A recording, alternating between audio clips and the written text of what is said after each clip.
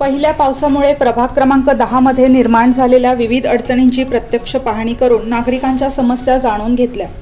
पाणी साचणे, गटार तुंबणे तसेच इतर नागरी समस्यांबाबत प्रभागात जाऊन समक्ष भेटून अडचणींची पाहणी केली. नागरिकांना कोणतीही अडचण भासल्यास संपर्क साधण्याचे आवाहन करण्यात आले. तिथे आता काही वेगळं करायला गेलो ना तर तिथे कुंडीसारखं होऊन जाईल आणि कुंडीसारखं जर झालं ना तर मग ते थर साचून ते मोठं होऊन जाईल. मग आपल्याला करता नाही आलं, परत गोंधळ होऊन जाईल.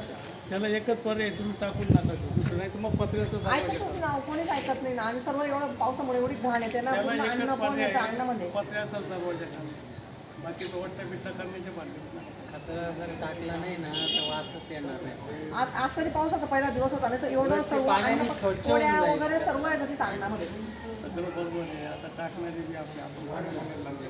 टाकणारे आपले, मग त्यांना समजायला पण आता रोज कचऱ्याची गाडी आहे, आमच्याकडे डेली पत्रा येते जर कचऱ्याची गाडी. पत्रा लावलं ना तर फरक पडत नाही टाकणं. पत्रा दरवाजा म्हणजे कसं असं बाहेर उघडायचं पडत. म्हणजे समजा बाहेर कोणाला पडलं जायचं तर बी असलं आपोआप तर म्हणजे तिकडे मोठी जाता गठ्ठी येईल. अशी येणार नाही. बरोबर आहे ना. केलं पाहिजे. पत्र्याचं ठरवा. ठीक आहे, चला.